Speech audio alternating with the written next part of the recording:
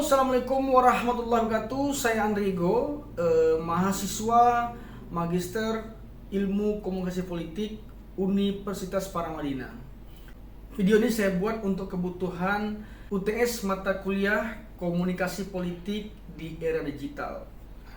Hari ini saya ingin membahas satu berita tentang Yeni Wahid dukung Ganjar, PBNU ingatkan warga NU bebas tentukan pilihan, dari media Detik News. Masalah ini akan saya kaitkan dengan teori agenda setting, framing dan framing, teori two-step flow dan demokrasi. Kita bicara masalah agenda setting dari media, bahwa yang paling penting itu kita lihat adalah studi kasusnya berseberangnya Yeni Wahid dengan PKB versi Muhaimin. Ini agenda setting yang dibikin media sehingga heboh dan sebagainya, bahwa Yeni Wahid dikenal dengan PKB-nya Gus Dur, darah daging, darah jiwanya Gus Dur, PKB, tapi dia berseberangan dengan PKB-nya Muhaimin. Ini agenda setting yang dibikin media sehingga menjadi ramai dan orang banyak membahas tentang hal ini gitu. Kenapa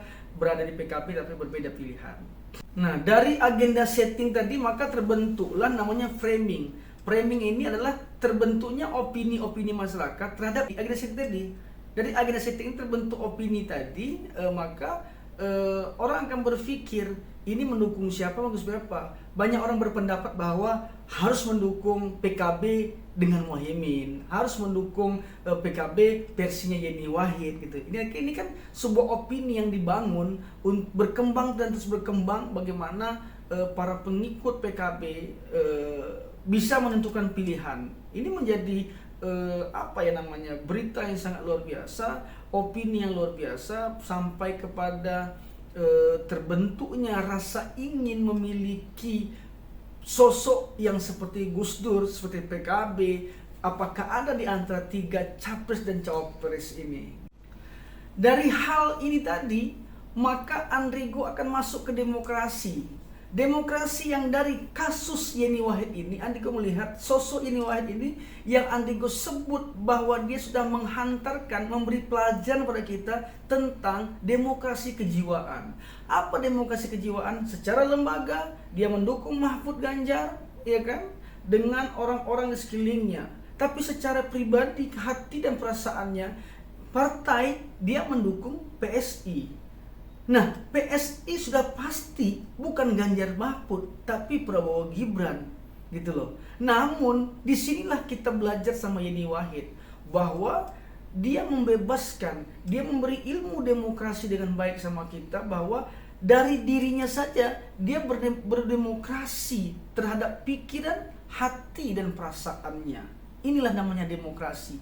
Apalagi seperti yang disampaikan oleh Sujiwo Tejo. Apa? Andrigo kutip sedikit dari Tejo, bahwa untuk memahami ilmu demokrasi sebenarnya, maka kita harus belajar ilmu matematika.